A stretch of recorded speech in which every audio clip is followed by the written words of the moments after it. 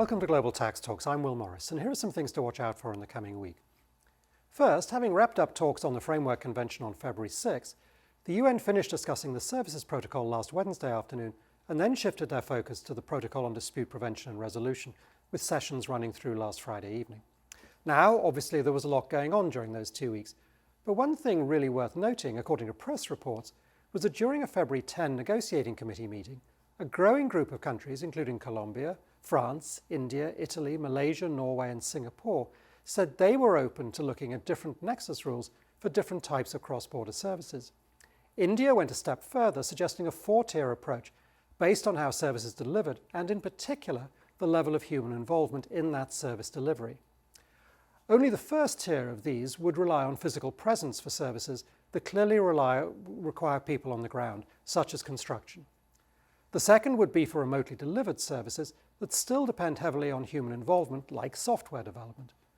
A third tier would be for services delivered remotely with minimal human involvement or physical presence, including streaming and cloud computing. And the fourth tier would focus on digital platforms and intermediaries, such as ride sharing. Presumably in each case, the nexus threshold would progressively diminish. Earlier in the talks, the Africa Group, which represents 54 countries on the continent and comprises 28% of all UN members, also supported differentiated nexus proposals. Their proposal grouped services into three categories: payment or remittance triggers, market engagement, and physical presence or permanent establishment. Now, if these come in, they would be huge changes and are obviously still some distance off, but it would be a big shift towards market-based taxation, and the fact that several major OECD countries are prepared to discuss this again shows the rapidly changing tides in this area. And as I've mentioned India, let's pause and do a bit more of a dive on two recent tax developments there. First, in its very recent budget, India proposed a tax exemption through March 31, 2047 for foreign companies providing cloud services using India-based data centers, subject to conditions such as sales to users located in India have to be through an Indian reseller and applying a 15% safe harbor margin for related party data center services.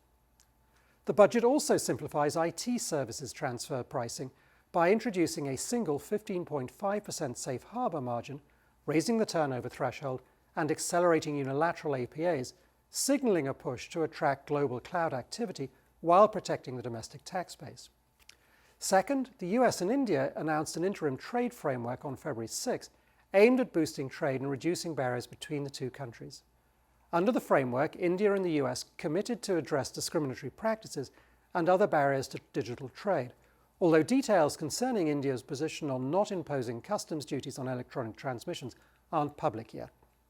At the same time, the US lifted an additional 25% tariff on Indian goods effective February 7, following Indian commitments on energy and defense.